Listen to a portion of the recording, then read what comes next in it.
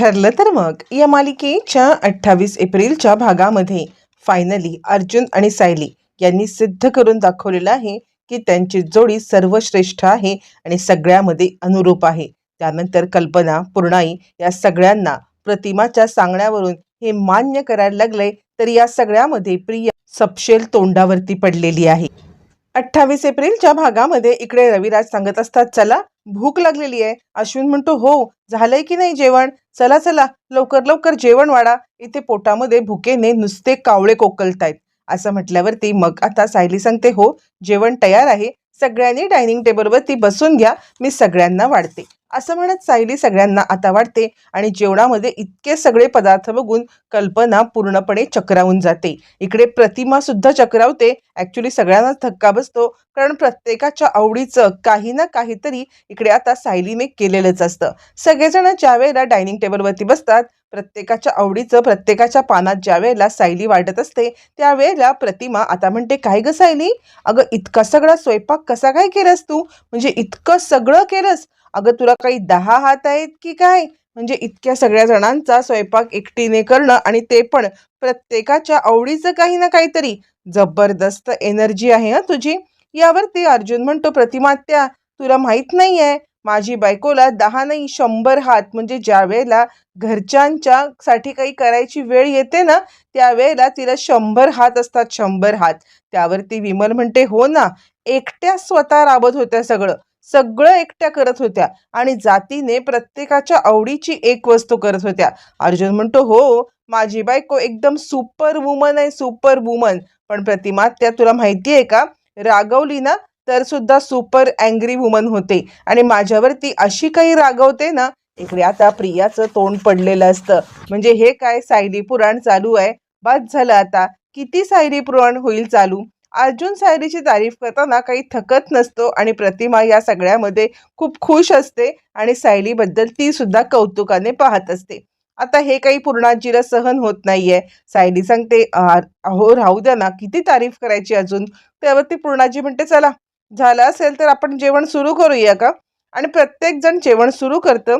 जेवणाचा पहिला घास घेतल्यावरती जेवण किती टेस्टी झालेलं आहे हे सगळ्यांना समजतं आणि प्रत्येक जण मनातल्या मनात सायलीच्या जेवणाचं आनंद घेत असतो. तोंडावरती आणायची हिंमत अश्विन, प्रिया या कुणाचीही नसते. सायलीचं कौतुक करून कसं चालणार. पण प्रताप मात्र बोलतो, जेवण खूपच छान झालंय हा. आणि त्याच वेळेला रविराज ज्या वेळेला गव्हाची लापशी खातात, त्यांना ती लापशी खूपच आवडते. पण त्यांना या लापशीमध्ये प्रतिमाच्या हातची टेस्ट येत असते आणि ज्या वेळेला ते आता गव्हाची लापशी खातात, काय ग प्रतिमा, ही लापशी तू कधी बनवलीस, म्हणजे आपण दोघं तर सोबतच आलो ना, म्हणजे या सगळ्यामध्ये आता लापशी बनवायला तुला वेळ तरी कधी मिळाला नाही, म्हणजे तू लापशी घरून घेऊन आली होतीस का. यावरती प्रतिमा सांगते, अहो मी तर तुमच्या सोबतच आले, मी कशी काय गव्हाची लापशी घरून घेऊन येईन. त्यावरती आता इकडे प्रतिमा म्हणते, अहो जसं सांगितलं ना विमलने तसंच, सगळे पदार्थ हे सायलीने केलेले आहेत, सायलीनेच ही लापशी केली असेल. रविराज म्हणतात, हे कसं शक्य आहे, अगं या लापशीमध्ये सेम टू सेम तुझ्या हातची टेस्ट आहे, सायलीने कशी लापशी बनवली. यावरती प्रतिमा म्हणते, नाही हो. आणि प्रतिमा ती लापशी खाऊन बघते आणि ती म्हणते, खरंच की ही तर लापशी माझ्या हातच्याच लापशीसारखी आहे. यावरती रविराज सांगतात, अगं हो, म्हणजे तू लापशीमध्ये वेलची नाही टाकत ना, तू जायफळ टाकतेस, सेम टू सेम तशीच टेस्ट आलेली आहे. यावरती मग आता इकडे सायली सांगायला लागते, मी ज्या वेळेला लापशी बनवायला काढली ना, तेव्हा मला असंच सुचलं की आपण वेलची नको टाकूया, आपण जायफळ टाकूया, आणि म्हणून मी असंच मनाने जायफळ टाकलं, बाकी काही नाहीये. यावरती मग आता प्रतिमा सांगते, नाही ग, पण सेम टू सेम माझ्यासारखीच ही खीर झालेली आहे. असं म्हणत आता इकडे प्रतिमा, रविराज सगळेच जण सायलीच्या खिरीचं खूप तोंड भरून कौतुक करत असतात आणि सायलीला ते खूप आवडतं. सायली सांगते, रविराज काका अजून एक वाटी देऊ का लापशी. रविराज म्हणतात, दे की, मला लापशी खूप खूप खूप आवडलेली आहे. असं म्हणत रविराज वाटीवरती वाटी, वाटीवरती वाटी लापशी आता घेतच असतात आणि तोपर्यंत इकडे आता अर्जुन म्हणायला लागतो, प्रतिमा आत्या आणि सायली तुम्ही दोघी जणी नेहमी चिटिंग करता हा. यावरती प्रतिमा म्हणते, काय बोलतोस तू अर्जुन. यावरती अर्जुन म्हणतो, मग काय, अगं तुम्ही दोघी जणी एकसारखा स्वयंपाक कसा करू शकता, म्हणजे बघ ना, तू सायलीला शिकवलंच असशील की ही गव्हाची लापशी कशी करायची, यात वेलची नाही टाकायची तर ह्यात जायफळ टाकायचं. हे सगळं तू शिकवल्याशिवाय तिला कसं कळलं, तिला कसं समजलं की तुझ्या हातची लापशी कशी होते ते, आणि मग तुम्ही कशी बनवली? नाही नाही, तुम्ही दोघी जणी नक्कीच काहीतरी चिटिंग करत असाल. यावरती प्रतिमा म्हणते, नाही रे, माझं आणि सायलीचं या विषयावरती काहीच बोलणंच झालं नाही, तर मी तिला कसं काय शिकवणार की लापशी कशी करायची ते. यावरती मग आता अर्जुन म्हणायला लागतो, अच्छा, मग मला तर कधी कधी असं वाटायला लागतं ना की सायलीला या सगळ्यामध्ये आता प्रतिमा आत्यानेच सगळं शिकवलं असेल. प्रतिमा म्हणते, नाही रे, ती तिचं तिचं करते, मी काय तिला शिकवणार, मला मुळातच कित्येक गोष्टी आठवतच नाहीयेत, तर या सगळ्यामध्ये मी तिला काय शिकवणार. असं म्हटल्यावरती मग आता अर्जुन एक वाक्य बोल. अर्जुन म्हणतो, मला तर असं वाटतं ना कधी कधी की सायलीच तुझी मुलगी आहे, तन्वी नाही. कारण बघ ना, तन्वीच्या अंगामध्ये तुझा एकही गुण नाहीये, तन्वीच्या अंगामध्ये तुझ्या हातातली एकही रेसिपी नाहीये, तन्वीचं जेवण तुझ्यासारखं बनत पण नाहीये, आणि सायलीचं जेवण कसं काय तुझ्यासारखं बनतं बरं. फक्त जेवणाचाच प्रश्न नाहीये, तर या सगळ्यामध्ये आपल्या माणसांवरती प्रेम करणं, आपल्या माणसांची काळजी घेणं, आपल्या माणसांना माया लावणं, हे सगळं सगळं जे काही तू करतेस ना, ते सगळं सगळं आता सायली इकडे करते. म्हणजे सेम टू सेम तुझ्यासारखंच. कसं काय हे शक्य आहे? मला खरंच अजूनही असं वाटतं की तन्वी नाही तर सायलीच तुझी मुलगी आहे. बोलता बोलता अर्जुनने सत्य बोलून टाकलेलं असतं, आणि त्यामुळे सगळेजण या विचाराने चपापतात. कारण कुठेतरी प्रत्येकाच्या मनामध्ये हा विषय एकदा ना एकदा तरी येऊन गेलेला असतो की प्रतिमाचे आणि सायलीचे गुण इतके कसे जुळतात, सेम टू सेम प्रतिमाची कॉपी वाटावी अशी सायली कशी कामं करते. आणि सगळेच जण एकदम चपापतात, आणि या विचाराने सगळेच जण शांत होतात.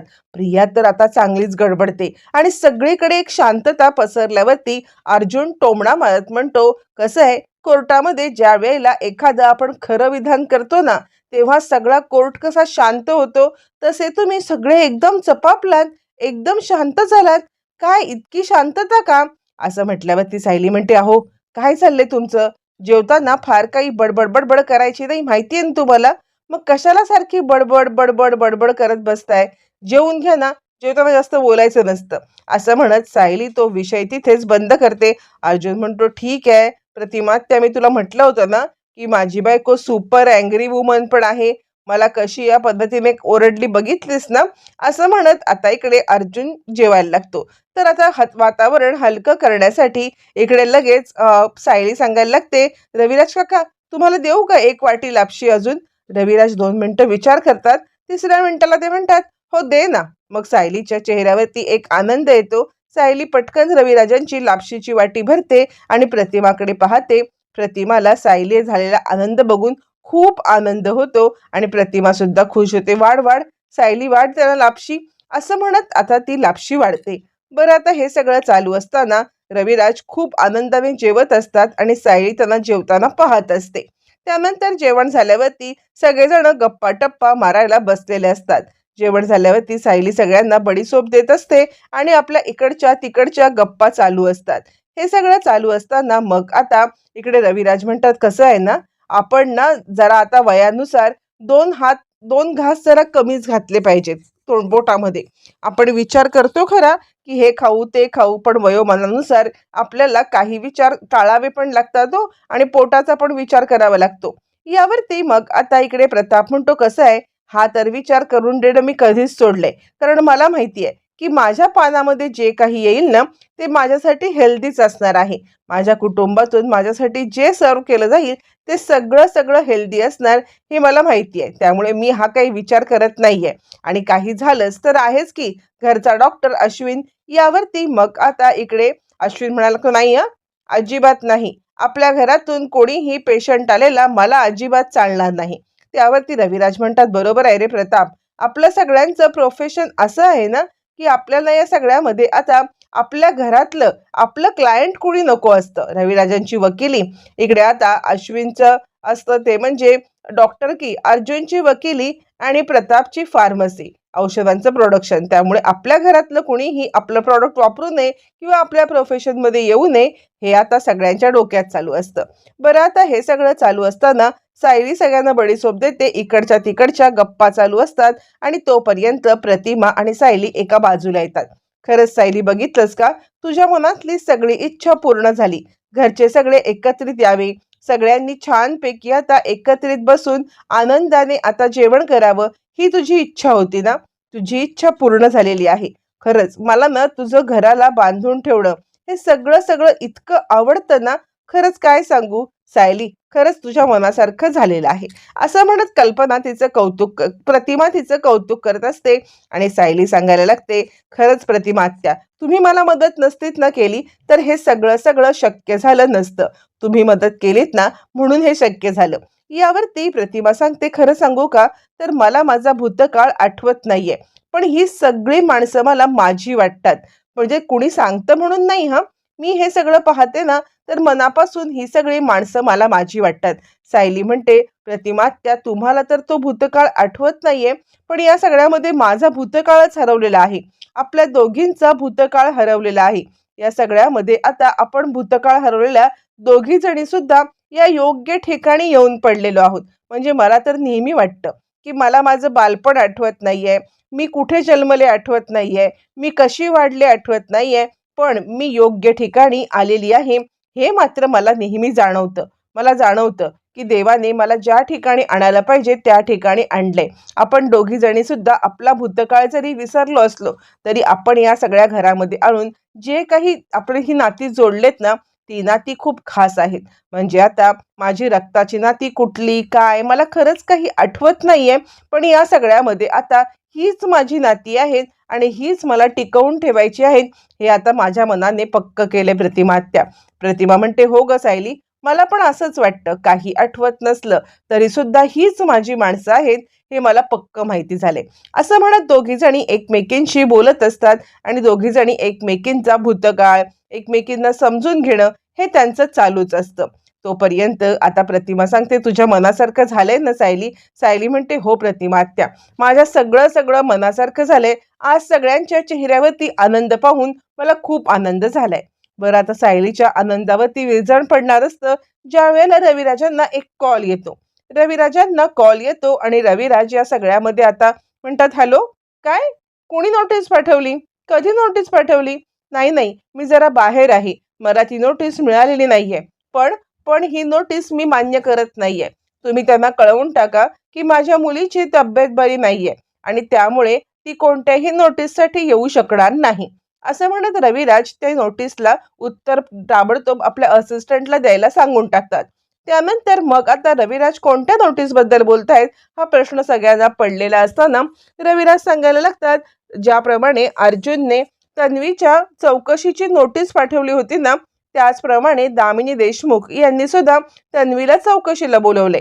अर्जुन, जे उत्तर मी तुला दिलं ना, तेच उत्तर मी त्यांना पण दिलेलं आहे. अर्जुन म्हणतो, नोटेड, मी ऐकलं हे सगळं. असं म्हटल्यावरती आता इकडे प्रियाच्या डोक्यामध्ये विचार चालू येतात. अरे बापरे, अर्जुनला नाही म्हटलं इथपर्यंत ठीक होतं, पण मी दामिनी देशमुख यांना जर का चौकशीसाठी नाही म्हटले तर महिपत महिपत या सगळ्यामध्ये आता माझं काय करेल हे मला काही माहीत नाहीये. त्यामुळे निमूटपणे मला या चौकशीसाठी जावंच लागणार आहे. अर्जुनला नकार देणं हे माझ्यासाठी योग्य होतं किंवा मला त्याच्या चौकशीला सामोरं जायचंच नव्हतं. पण दामिनी देशमुखला जर का नकार दिला ना, तर माझं काही खरं नाहीये. हा महिपत येऊन माझ्या डोक्यात पण डायरेक्ट गोळी घालेल. काय करू, कसं करू? दामिनी देशमुखच्या इथे चौकशीला मी गेले तरी प्रॉब्लेम, नाही गेले तरी प्रॉब्लेम. कारण जर ती चौकशीला गेली तर अर्जुनच्या इथे का नाही, हा प्रश्न रविराज पण विचारणार आणि प्रिया आपल्या जाळ्यात अडकणार असते. त्यामुळे प्रियाला इकडे आड तिकडे विहीर अशी तिची अवस्था असते आणि तिच्या चेहऱ्यावरती हा जो काही गोंधळ चाललाय तो स्पष्टपणे अर्जुन वाचतो आणि अर्जुन आता म्हणायला लागतो, काय म्हणजे सिनियर, मला तर कळतच नाही. ज्या ज्या वेळेला चौकशीचा विषय येतो ना, त्या वेळेला तन्वीची तब्येत ही अशी बिघडते. काय नक्की या तब्येतीचं हे आहे? म्हणजे काही झालं तरी सुद्धा चौकशीचा विषय निघाला, बिघडली तब्येत. चौकशीचा विषय संपला, ती एकदम ठणठणीत. म्हणजे आता नक्की तिच्या मनात तरी काय आहे? चौकशीला तिला सामोरं जायचं नाहीये की काय? असं म्हणत मग मात्र अर्जुन खरं खरं तेच बोलायला लागतो आणि आता तो सांगायला लागतो की आपल्या मनाप्रमाणे ह्या चौकशा टाळायच्या का? यावरती प्रिया सांगते, तुला काय कळलं रे अर्जुन? मुळातच तू या सगळ्यामध्ये केस आणतोसच कशाला? प्रत्येक वेळेला घरामध्ये केसचा विषय आणणं गरजेचं आहे का? यावरती अर्जुन म्हणतो, मी मी कुठे विषय आला? ते आता सिनियरला फोन आला आणि त्यामुळे तो विषय निघालेला आहे आणि त्यामुळे मी एक वाक्य टाकलं, मी घरामध्ये कोणताही विषय आणलेला नाही. त्यावरती मग चिडलेला अश्विन आता बायकोची बाजू घेत सांगायला लागतो, मग दादा असं म्हणतो खरं की केस आणि आता इकडे घर हे तो वेगळं ठेवतो, पण ते वेगळं ठेवणं त्याला कधीच जमत नाही. असं म्हटल्यावरती मग आता इकडे सांगायला लागतो अर्जुन, अश्विन मी तुझ्या माहितीसाठी सांगतोय, मी मुळातच केसचा विषय काढलेला नाहीये. मी जे सांगतोय ते ऐकून घे. हे बघ, केसचा विषय मी नाही तर सिनियरने काढलाय आणि मी फक्त एक वाक्य बोललेलो आहे. असं म्हणत अर्जुन चिडून अश्विनला बोलतो आणि त्यानंतर घरामधलं वातावरण पूर्णपणे बदलूनच जातं. म्हणजे आता सायलीने जे काही आता करायचं नियोजन केलेलं असतं त्यामध्ये सायली पूर्णपणे फेल ठरते आणि घरामधलं वातावरण बिघडतं. त्यावरती प्रताप आता सांगायला लागतो, अर्जुन अरे जाऊ दे ना. अरे इतकं चांगलं वातावरण असताना तू कशाला हा विषय काढतोयस आणि या घरामध्ये कशाला हा वाद काढतोयस? घरामधलं वातावरण खराब होते. मग अर्जुन एकच वाक्य बोलतो पण जे सगळ्यांना झोंबतं. अर्जुन म्हणतो, कसं आहे, ज्या वेळेला तन्वी या घरात सून म्हणून आली ना, त्याच वेळेला या घरचं वातावरण बिघडलेलं आहे, दुसरं काही नाहीये. असं म्हटल्यावरती सगळेजण चपापतात, अर्जुनकडे पाहायला लागतात आणि त्याच वेळेला रविराज चिडतात, अर्जुन तू माझ्या मुलीबद्दल बोलतोयस, तू जपून वाक्य टाक. असं म्हणत आता इकडे रविराज चिडतात. अर्जुन म्हणतो, मी जे योग्य आहे ना तेच बोलतोय. यावरती कल्पना म्हणते, हे बघ अर्जुन, तन्वी या घरात आल्यापासून वातावरण बिघडलेलंच नाहीये. मुळातच तू चुकीच्या व्यक्तीसोबत लग्न करून 2 वर्षापूर्वी त्या व्यक्तीला या घरामध्ये घेऊन आलास ना, तेव्हापासून या घरातलं वातावरण बिघडलेलं आहे. असं म्हटल्यावरती मग आता प्रताप म्हणतो, कल्पना अगं तू सुद्धा आणि अर्जुन तुम्ही गप्प बसा रे, का घरामधलं वातावरण असं हे करायला निघालंय? यावरती अर्जुन म्हणतो, मी नाही, घरामध्ये आलेली ही नवीन सून या घरचं वातावरण बिघडवते. कल्पना म्हणते, बिलकुल नाही, मी सांगते ना, तुझी आणि सायलीची जोडी मुळातच अनुरूपच नाहीये. ती या घरामध्ये आली आणि या घरामधले वाद विवाद हे सगळं सगळं सुरू झालेलं आहे आणि त्यामुळे तुमचीच जोडी अनुरूप नाही. तीच मुलगी या घरात आल्यापासून हे घरचे सगळं बिघडले. असं म्हणत कल्पना डायरेक्ट अर्जुन आणि सायली यांच्या जोडीवरती अटॅक करते, यांच्या लग्नाच्या बंधनावरतीच अटॅक करते आणि मग आत्तापर्यंत गप्प असलेली सायली सुद्धा पेटून उठते. इकडे पूर्णांची सांगायला लागते, कल्पना तू बरोबर बोललीस, तुझं म्हणणं मला अगदी पटलेलं आहे, त्यामुळे तू जे म्हणतेस ना तेच बरोबर आहे. यावरती आता इकडे पूर्णाजीने दुजोरा दिल्यावरती प्रिया भलतीच खुश होते आणि आता प्रिया सांगते, बरोबर आहे, अर्जुन आणि सायली यांची मुळातच जोडी अनुरूप नाहीये आणि म्हणूनच त्यांचं लग्न झाल्यापासून या घरातले वादविवाद सुरू झालेत. मग आता सायली म्हणते, पूर्णाजी तुम्ही कशावरून म्हणताय की आमची जोडी अनुरूप नाहीये? मुळातच आमच्या नात्यामध्ये विश्वास आणि आता प्रेम हे सगळं असल्यामुळे मला नाही वाटत की आमची जोडी अनुरूप नाहीये. आमची जोडी पूर्णपणे या सगळ्यामध्ये अनुरूप आहे. आम्ही एकमेकांच्या साठीच बनलेलो आहोत. यावरती मग आता अर्जुन म्हणतो, मम्मा तू कशावरून म्हणतेस ग हे सगळं? सायली सांगते, मुळातच जोड्या ह्या स्वर्गात ठरतात आणि त्यामुळे आमची जोडी सुद्धा स्वर्गातच ठरलेली आहे आणि त्यामुळे ही जोडी आता अनुरूपच असणार आहे. यावरती अर्जुन म्हणतो, मम्मा तू नेहमी सांगत असतेस की ज्या वेळेला तुझं आणि आता डॅडाचं लग्न ठरत होतं त्यावेळेला तुझ्यासाठी अनेक स्थळं चालून आली होती, पण या सगळ्यामध्ये डॅडांपेक्षा अनेक उजवी स्थळं पण होती, पण योगायोग असा ठरला की या सगळ्यामध्ये आता तुझं आणि डॅडाचं लग्न ठरलं. मग याला काय म्हणायचं? याला योगायोगच म्हणतात ना, म्हणजे जोड्या स्वर्गात ठरतात ना. आणि तुमचा दोघांचा इतक्या वर्षाचा संसार आहे, मग तुम्ही दुसऱ्याला कसं म्हणू शकता की त्यांची जोडी अनुरूप नाहीये म्हणून? असं म्हणत या घरामध्ये आता जे चांगलं आनंदाचं खेळतं मिळतं वातावरण असतं ते एका क्षणामध्ये वादाविवादात बदललेलं असतं आणि आता घरामधल्या पूर्ण वातावरणामध्ये वाद वाद वाद नुसता वाद सुरू होतो. हे चालू असताना सायलीला खूपच वाईट वाटतं. मग प्रतिमा मध्यस्थी करते आणि प्रतिमा म्हणते, खरं तर आत्ता थोड्या वेळापूर्वी आपण सगळे खेळीमेळीने राहत होतो, सगळेजण आनंदाने बोलत होतो आणि कसलाही विषय नव्हता, पण मी येतानाच ठरवून आलेले की आत्ता इकडे ज्या वेळेला मी येईन ना, तेव्हा कोणत्याही प्रकारचा वाद उकरून काढणार नाही. आणि ती तन्वीकडे एक जळजळीत कटाक्ष टाकत म्हणते, पण पण काही लोकांना वाद करायची सवयच असते. वाद केल्याशिवाय काही अन्न गोड लागत नाहीये ना, आणि त्यामुळे या घरात वाद हे होतच राहतात. त्यामुळे हे घरातले वाद आता बंद झाले पाहिजेत आणि आपण या सगळ्यामध्ये आता हा वादाचा विषयच नको टाळूया. यावरती सायली आता सांगायला लागते, मी आणि अर्जुन सर या आमची जोडी अनुरूप आहे हे मी सिद्ध करेन. आणि घरातलं वातावरण बिघडल्याची प्रतिमा आत्या म्हणतायत ना, ते वातावरण बिघडलेलं नाहीये. अगदी 5च मिनिटासाठी आपण सगळेजण या विषयावरती आलो. खरं तर एका फोन कॉलमुळे आपण या विषयावरती आलो, तर आता हा विषय आपण टाळू शकतो ना. आपण एक काम करूया, हा विषय इथेच बंद करूया आणि काहीतरी नाविन्यपूर्ण खेळ खेळूया का? ठीक आहे, आपण आता खेळ खेळूया. जोड्यांचा खेळ. प्रत्येक जोडीला एक शब्द दिल्यावरती प्रत्येक जोडी काय शब्द त्याला रिटर्नमध्ये देते, याच्यावरून ती जोडी एकमेकासाठी किती कम्पॅटिबिलिटी आहे हे आपल्याला समजेल. असं म्हणत सायलीने आनंदाचा आनंद, वातावरण बिघडवण्याचा सगळा हे सोडून नवीन खेळ सुरू करत आपण कसे एकमेकांसाठी अनुरूप आहोत हे सुद्धा सिद्ध करण्याची संधी घेतलेली असते. मग गेम चालू होतो. सायली सांगते, प्रत्येक कपलनी खुर्चीवरती बसायचं आहे आणि आता एकमेकांकडे पाठ करायची आणि पूर्णांची प्रत्येकाला एक शब्द देतील. त्या शब्दावरती प्रत्येकाने आपलं उत्तर द्यायचं. मग आता प्रत्येक एक एक कपल यायला लागतं. सगळ्यात पहिले कल्पना, प्रताप, रविराज, प्रतिमा आणि अश्विन, प्रिया हे सगळे एक एक येत बसतात. अश्विन प्रियाला प्रश्न विचारला जातो, लग्न. लग्न म्हटल्यावरती प्रिया अधिकार म्हणते, तर अश्विन अजून भलतंच काही उत्तर देतो. दोघांची ही जोडी कम्पॅटिबिलिटी नाहीये किंवा दोघंही वेगवेगळं उत्तर दिल्यामुळे अडकून बसलेले असतात. आणि त्याच वेळेला शेवटची जोडी येते सायली आणि अर्जुन. त्यावेळेला त्यांना पूर्णात शब्द येते प्रेम. प्रेम म्हटल्यावरती दोघं जण विश्वास हा एकच शब्द बोलतात आणि दोघं एकमेकांकडे पाहतात.